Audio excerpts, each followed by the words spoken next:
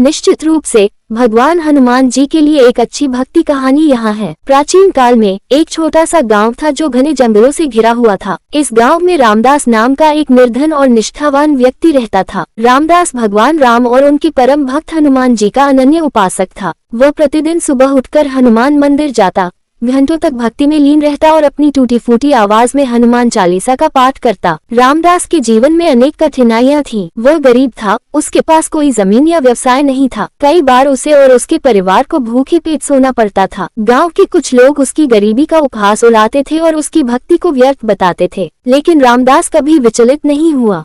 उसका अटूट विश्वास था कि हनुमान जी उसकी रक्षा अवश्य करेंगे। एक बार गाँव में भयंकर सूखा पड़ा, कुएं सूख गए और खेत बंजर हो गए। लोग भूख और प्यास से व्याकुल थे। रामदास भी चिंतित था, लेकिन उसने अपनी भक्ति नहीं छोड़ी। वह प्रतिदिन हनुमान मंदिर जाता और प्रार्थना करता कि प्रभु गांव पर अपनी कृपा करें। एक रात जब रामदास गहरी नींद में सोया हुआ था, तो उसने एक स्वप्न देखा। स्वप्न में तेजस्वी रूप वाले हनुमान जी प्रकट हुए और उन्होंने कहा, हे रामदास, तुम्हारी भक्ति से मैं अत्यंत प्रसन्न हूँ। गांव की दक्षिण दिशा में एक पुराना बरगद का पेड़ है, उसकी जड़ के पास एक पत्थर हटाओ, तुम्हें जल का स्रोत मिलेगा।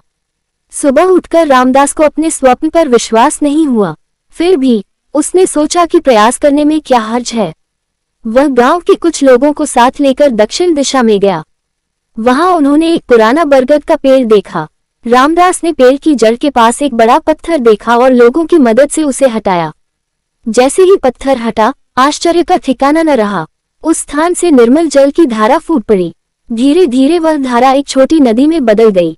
गांव के लोग ये देखकर आश्चर्यचकित और प्रसन्न हो गए। सूखा समाप्त हो गया और खेत फिर से हरे भरे हो गए। गांव वालों को रामदास की भक्ति की शक्ति का अनुभव हुआ। जो लोग पहले उसका उपहास उड़ाते थे, वे अब उसका सम्मान करने लगे। रामदास ने कभी भी इस चमत्कार का श्रेय स्वयं को नहीं दिया। वह हमेशा कहता था कि यह सब भगवान हनुमान जी की कृपा का फल है। इस घटना के बाद रामदास और भी अधिक भक्ति में लीन हो गया। उसने अपना पूरा जीवन हनुमान जी की सेवा में समर्पित कर दिया। गांव के लोग भी हनुमान जी के प्रति अपनी श्रद्धा और भक्ति को और अधिक दृढ़ करने लगे।